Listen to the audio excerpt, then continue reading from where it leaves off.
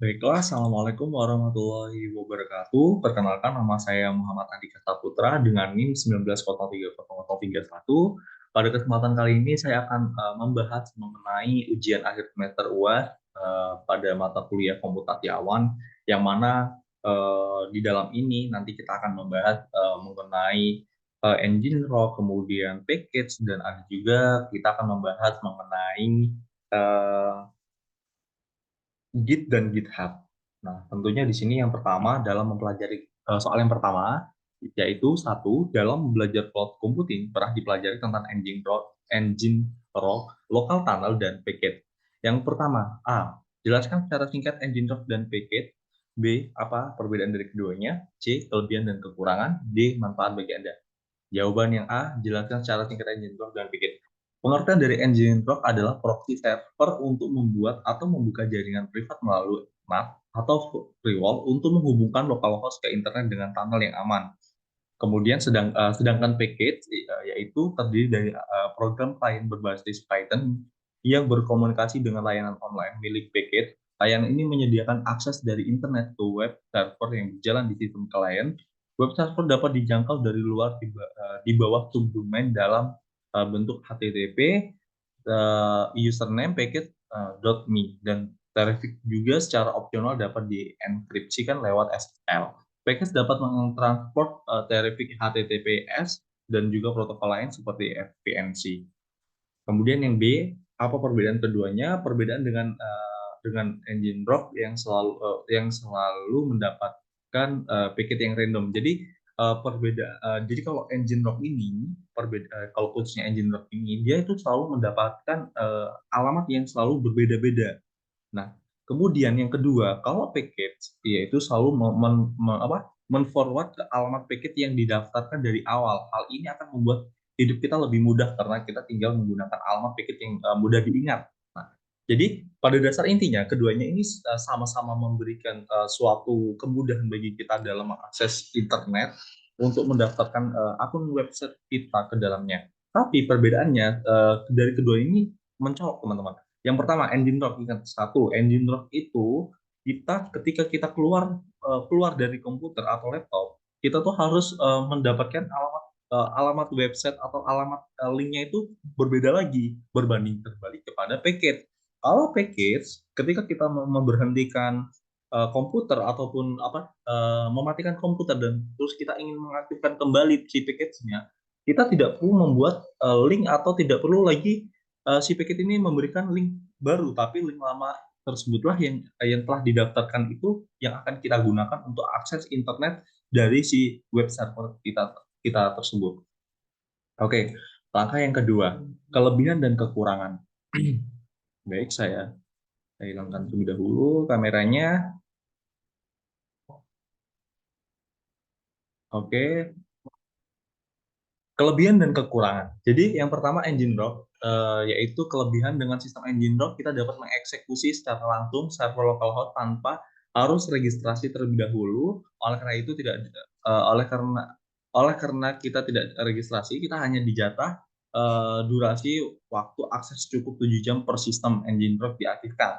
Jika ingin lebih lama, maka kita harus dapat lebih dahulu webnya langsung. Tapi kelebihan ini cukup lumayan ya teman-teman. Kita diberikan akses untuk membuat suatu jaringan yang privat privat jaringan privat itu ya secara gratis itu lumayan bagi kita untuk mencoba dalam eksekusi sebuah program kita yang telah kita buat. Kemudian kekurangan dari engine rock ini apa sih? Kekurangan dari engine rock ini, setiap kali kita menutup aplikasi engine rock, kita akan diberikan alamat URL publik yang berbeda-beda. Sehingga diperlukan usaha untuk mengecek kembali URL yang berubah untuk disebarkan pada grup media sosial. Contoh nih, ketika kita hendak menggunakan engine rock yang link itu akan kita sebar secara luas kepada rekan-rekan kita yang ingin mengakses link itu, dan besoknya kita ingin mengakses, maka link yang terdahulu itu tidak bisa digunakan. Jadi kita harus membuat link yang baru terlebih dahulu. Oke, seperti itu ya. Kemudian uh, lanjut ke package. Ketika kita punya Kalau paket ini kelebihan dan kekurangannya adalah paket ketika kita punya program lalu ingin dites tanpa harus repot-repot menaruh file di server hosting, ya package ini juga sama-sama menyediakan seperti hostingan secara gratis yang bisa kita lakukan. Nah, dan bisa digunakan sampai kapanpun. Nah, ini ada keunggulan mereka, Nginx dan package. Kemudian yang kedua, kekurangan dari package ini adalah setiap kali ingin mengakses link atau web server, maka laptop atau komputer yang menjadi server maka harus standby hidup tanpa non-stop. Jika laptop atau komputer kita mati, maka link tidak dapat diakses. Oke, sebenarnya ini sama aja sih konsep dengan postingan yang lain. Yang mana apabila server kita mati, maka alamat web tersebut tidak bisa dijalankan. Itu sebenarnya sama saja. Ya, tapi gimana pun karena ini sebuah gratisan yang membuat semuanya bisa ada kekurangan dan kelebihannya. Oke, lanjut ya. Yang ketiga, yang keempat, sorry, manfaat bagi saya atau bagi Anda. Yang pertama, demo tanpa mendeploy. Ketika kita punya program lalu ingin dites tanpa harus repot-repot menaruh file di server hosting, Nginx atau package inilah salah satu pilihannya. Dengan engine ini kita dapat secara langsung menunjuk hasil program yang ada di komputer atau localhost ke komputer klien melalui internet. Kemudian yang kedua, mempermudah pengujian di perangkat mobile. Program yang kita selesaikan kadang perlu diuji beberapa perangkat mobile untuk memastikan apakah program dapat berjalan baik. Yang ketiga, membuat jaringan privat. Ya, dengan Nginx atau package ini, Anda mempunyai jaringan privat untuk menjalankan layanan personal cloud yang fungsinya untuk mensinkronisasikan file, menjalankan webmail dari hardware Anda secara aman menggunakan end-to-end enkripsi. Jadi inilah beberapa kemudahan yang diberikan Nginx kepada kita, Nginx maupun package kepada kita untuk menjalankan sebuah web server atau lainnya. Oke, next ini sepertinya oke. Yang kedua, saya turunin dulu gambarnya. Buatlah video tutorial tentang bekerja dengan Git yang di dalamnya menjelaskan tentang yang pertama membuat repository, B membuat file dengan ekstensi HTML, kemudian C melihat status yang ada di working area, memindahkan file dari working area ke staging area, mengcommit file, melakukan perubahan atau edit file, melihat log di setiap perubahan, mengembalikan data atau file yang dihapus, menambahkan branch baru, menampilkan visualisasi dalam bentuk graph, melakukan merge, upload file yang sudah dibuat di lokal dengan Git GitHub. Oke, kita langsung saja ke enggak. Kita langsung saja ke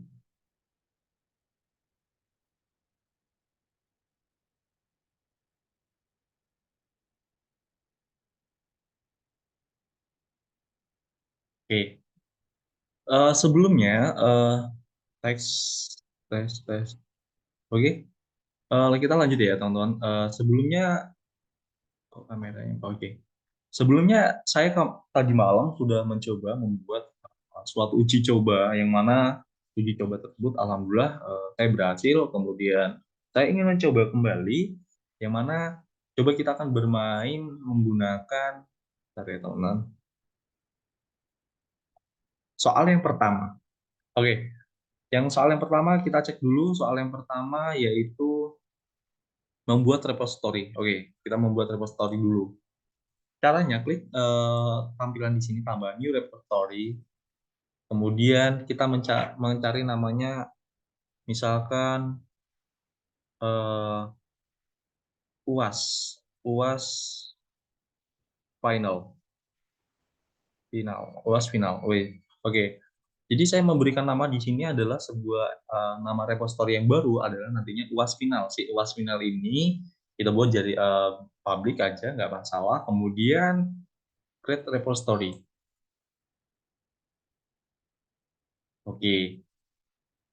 Nah, ini kita berhasil menyimpan apa ya namanya?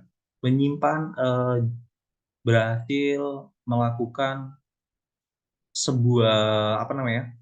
Berhasil membuat suatu repository yang mana repository-nya yang pertama ini.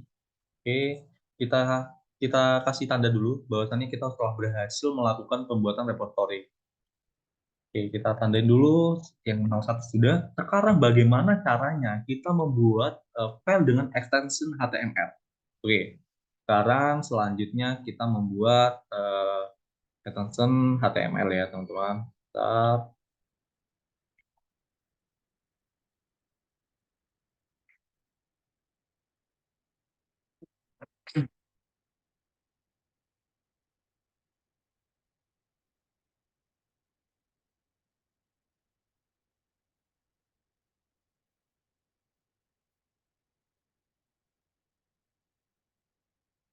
Oke.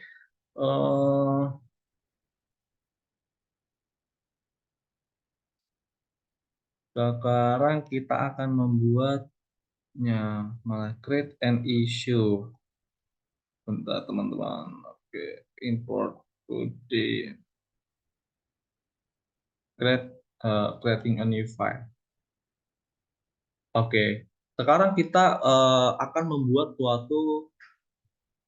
sebuah yang berbentuk HTML. Contoh di sini komputasi komputasi awan.html. Oke, di sini komputasi awan kita kasih .html. Jangan lupa huruf kecil. Kemudian .html ini nanti kita akan isi. Saya sudah menyiapkan contoh codingan sederhana. Oke, teman-teman sebentar.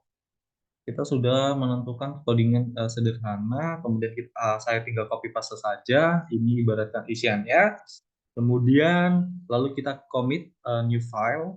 Nah, ini adalah mengcommit atau bahasa mengcommit itu apa ya? Meng-up untuk sebuah data. Oke. Nah, yang tadi adalah belum memiliki sebuah apa namanya ya? Belum memiliki sebuah apa data, dan kita di sini untuk memberitakan apa namanya, kita memiliki data baru lagi teman-teman. Oke, di sini data komputasi awan bahwasannya membuat HTML kita udah berhasil.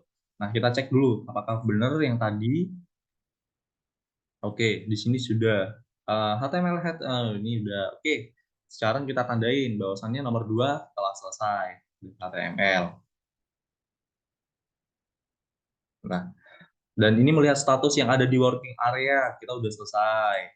Nah, sekarang bagaimana mungkin kita di sini nanti nggak urut ya teman-teman. Nanti kita nggak urut, coba kita melakukan upload dulu lah, melakukan upload file yang sudah dibuat di lokal dengan ke GitHub. Oke, sekarang kita lokal itu yang mana sih teman-teman? Sebenarnya lokal itu adalah directory atau penyimpanan di dalam komputer kita yang akan kita up ke dalam GitHub, dan kita menggunakan Git. Tapi sebelumnya, sebelum kita melakukan ini upload file yang sudah dibuat di lokal dengan Git ke GitHub, kita perlunya penginstalan terlebih dahulu Git-nya terlebih dahulu. Nah, oke. Sekarang kita akan melakukan uji coba kembali, yaitu membuat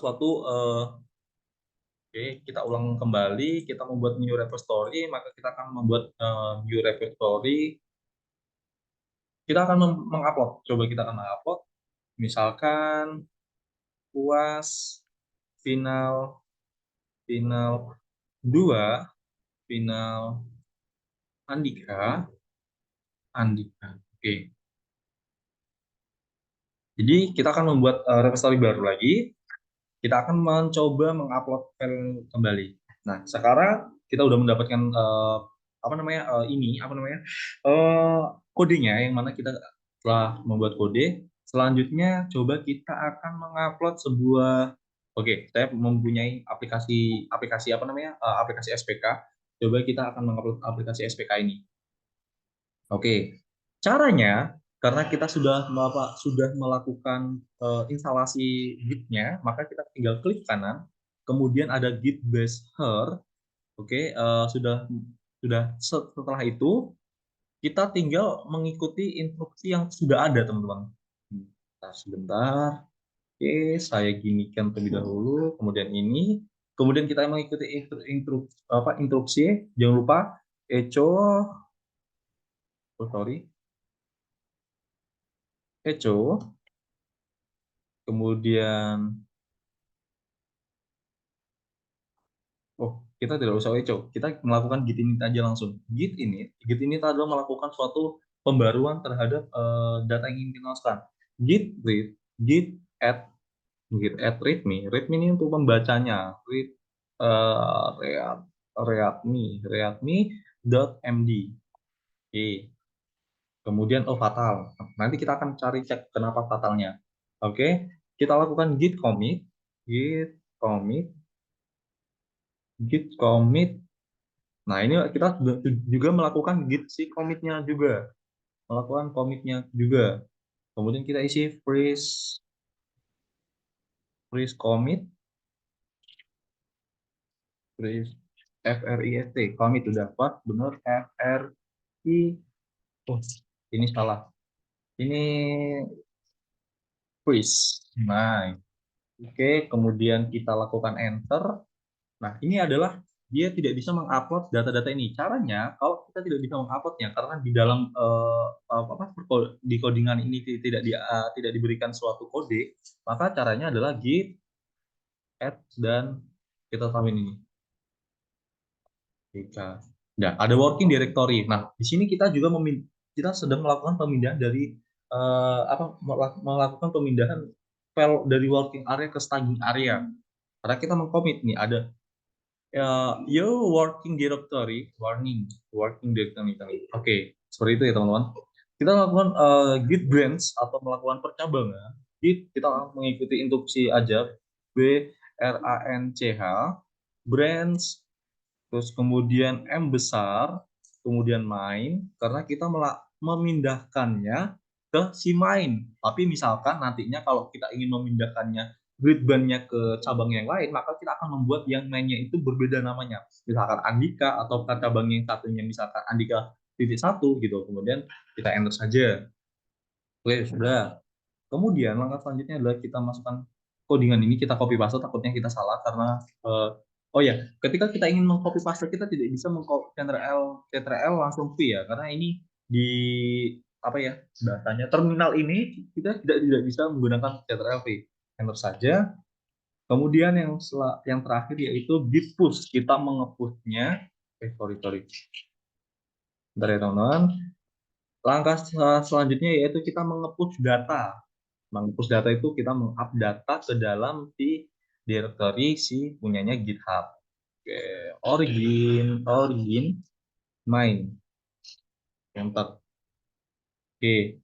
Jadi error valid to pass some reverse to HTTP yes final Andika Git. Oke, kita di sini bahasannya fatal. Coba kita ulangin dari mulai git commit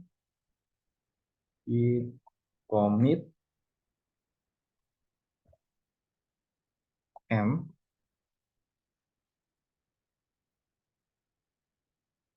FIRST commit.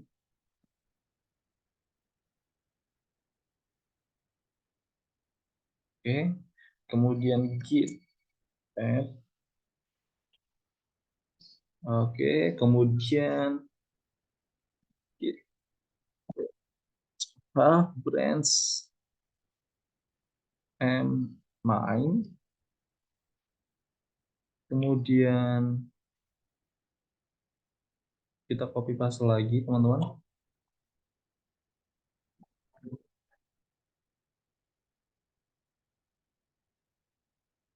Oke, Remote Ali, oke, coba kita lanjutkan aja. Nanti kalau error kita cari apa sih yang menjadi persoalannya. Nanti kita coba aja dulu. Oke, nah nih berhasil. Ternyata tadi kita ada file yang tidak apa ya, tidak terupload. Maka cukup kita melakukan sebuah perkodingan karena di sini nggak ada ya teman-teman, di alamat ini nggak ada. Kita git add tanda bintang ini itu kita mengup seluruh data tanpa ada yang tertinggal. Oke, sini sudah. Mari kita lihat, kemudian kita lihat di UAS final Andika. Oke, sebentar. Nah, oke, ya. Oke, di sini kita berhasil melakukan tadi good brand percabangan. Nah, ini terus commit UAS final Andika. Kita udah berhasil melakukan inputan data. Oke, kita tandain dulu mana yang sudah. Oke, kita berhasil melakukan ini sekaligus. Ini kita kasih tanda. kita udah berhasil melakukan mengcommit file juga, sekaligus tadi kita mengcommit, memindahkan file dari working area ke staging area. Kita sudah juga melakukan perubahan, kita ini belum melakukan setiap perubahan, nanti kita akan melihat data file yang dihapus, mengembalikan data file yang dihapus, menambahkan branch baru. Oke, sekarang saya akan melakukan penambahan branch baru atau percabangan. Branch itu percabangan. Caranya tinggal klik branch di bagian ini. Oke, tapi sebelumnya saya akan menjelaskan. Ini main ini percabangan. Nanti kalau misalkan di sini ini baru satu percabangan, nanti kalau ada dua percabangan, tiga percabangan, nanti dia akan turun ke bawah. Oke, kita buat percabangan dulu, branch, kemudian new branch. Kita kasih aplikasi cadangan. Misalkan aplikasi, kita kasih tahu ke temennya, aplikasi cadangan, cadangan, cadangan, aplikasi cadangan. Oke, branch source-nya, branch source-nya ini kemana teman-teman? Branch source ini mau ke main atau kemana? Branch source ini adalah cabang intinya, mau kemana? Biar nanti itu sama-sama ke backup. Oke, udah kita melakukan sebuah percabangan. Nah, ini udah berhasil. Coba kita lihat di sini.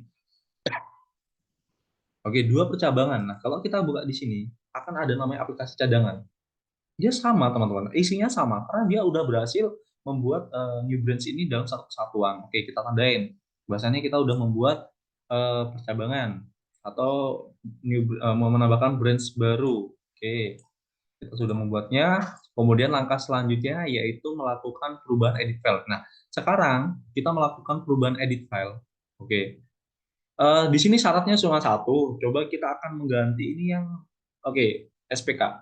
SPK kita akan merubah data yang oke, kartu PHP. Oke, kita lihat ya kartu PHP di sini. Oh, ini terlalu panjang. Mungkin saya nanti di sini saya akan menambahkan nama aja. Oke, saya akan menambahkan get file upload file. Oke, bentar sebentar. Saya akan menambahkan file yang sederhana saja, teman-teman. Oke, ini saya punya contoh soal satu UTS PHP, soal dua UTS PHP saja. Saya gunakan contoh soal UTS 2 PHP. Kemudian saya lakukan commit, change. Oke, coba kita cek. Oke, sudah masuk ya soal 2 UTS PHP. Sekarang fungsinya saya akan melakukan sebuah perubahan tanpa harus mengupload ulang. Oke, caranya sederhana, yaitu harus namanya sama dengan file yang di dalamnya. Jadi ini harus namanya sama. Kita buka dulu. Oke, lupa saya. Sebelumnya saya akan menjelaskan, kita lihat isiannya dulu. Oke, di sini masih kosong ya, nama saya, NIM saya belum ada. Sekarang saya akan mengisi nama dan NIM saya di dalam program tersebut. Oke, nah, dari sini. Paragraf ini dapat posisi kiri kanan default. Oke, saya akan menggantikan ini, nama saya. Nama saya adalah Muhammad, Muhammad Andika Saputra. Oke, nama saya Muhammad Andika Saputra. Terus kemudian kita kasih NIM 19030031. Nah, kita membuat NIM ya. Kemudian kita jangan lupa Ctrl S. Nah, oke, kita silang aja, nggak apa. Kita silang. Kemudian caranya yang lebih gampang teman-teman untuk melakukan sebuah perubahan karena kita kan udah dari lokal ke dari lokal masuk ke lokal apa bahasanya direktorinya si GitHub. Kita cuma karena ini udah terintegrasi jadi kita cuma butuh cara untuk bisa mengupnya kembali lagi yaitu bentar kita lihat ini udah ada. Nah, ini masih file yang sama ya, belum saya apa-apain dan nah, caranya adalah dengan kita add file kemudian upload ulang lagi, tapi nanti nggak akan membuat file yang baru, tapi dia akan membuat file yang lama akan dirubah. Nanti ada kita coba lihat. TS, kemudian saya open, kemudian saya commit filenya.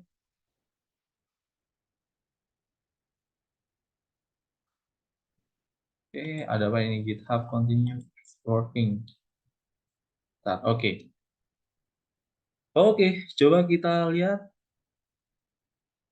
Nah, berubah dia, teman-teman. Oke. Bagaimana caranya kita melihat sebuah history? Kita anu dulu, kita centang dulu ya teman-teman. Kita centang. Oke, saya berhasil melakukan perubahan edit file. Oke, kita tandain bahwasannya kita melakukan. Nah, bagaimana yang ini yang poin G, melihat log di setiap perubahan. Oke, ini ya tonton. Bagaimana caranya? Kita cuman mengklik yang ini aja, history. Nah, ini bahwasannya si Andika barusan dia mengupload filenya yang baru. Nih, ini dia ngupload nih, upload. Coba kita buka lagi tadi. Dia mengupload file baru. Nah, history, dia mengupload si file barusan si 2 menit lagi, 2 menit tadi 1 menit tadi dia mengupload yang mengupload, kemudian dia mengkomit lagi mengupload si soal ini, kemudian dia si indikator kalau orang lain juga bisa orang lain nantinya gitu teman-teman. Point history. Jadi seperti itulah yang terdahulu dia seperti ini, kemudian dia apa merubahnya merubah ulang. Nah, ini ada di sini. Cara cara penggunaannya seperti itu, teman-teman ya. Oke. Kemudian kita tandain terlebih dahulu di PPT-nya bahwasanya kita sudah melakukan melihat perubahan lognya. Oke. Menampilkan visualisasi data graph melakukan mark. Oke. Sebelumnya kita sudah melakukan membuat branch, kemudian kita ini percabangan, ada aplikasi cadangan, ada aplikasi main. Nah, ini juga kita sudah memark atau karena mark itu menggabungkan antara branch baru dan file utama. Jadi itu kalau misalkan kita buat file cadangan, file apa branch cadangan, maka dia tuh biasanya nggak tercover langsung. Nah, maka perlunya adanya biasanya kita membuat langkah seperti ini teman-teman.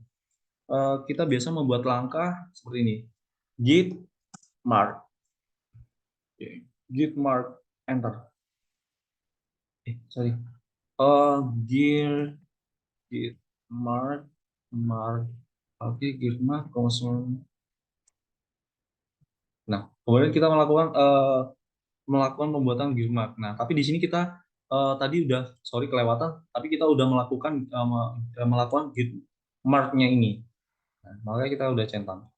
Oke, mungkin itu saja yang dapat saya sampaikan, dan di sini kita telah berhasil melakukan perintah-perintah yang telah kita buat, baik itu apa namanya, baik itu kita melakukan penguploadan, kemudian history. Nah, kita udah berhasil. Mungkin kalau saya di sini kalau teman-teman ingin melakukan grid bench, kita harus menguasakan terlebih dahulu namanya apa namanya eh, ini percoding-codingannya, kemudian kita harus mengetahui apa sih grid map itu, kemudian apa sih yang ininya. Nah, kita harus mengetahui terlebih dahulu. Nah, mungkin cukup sekian.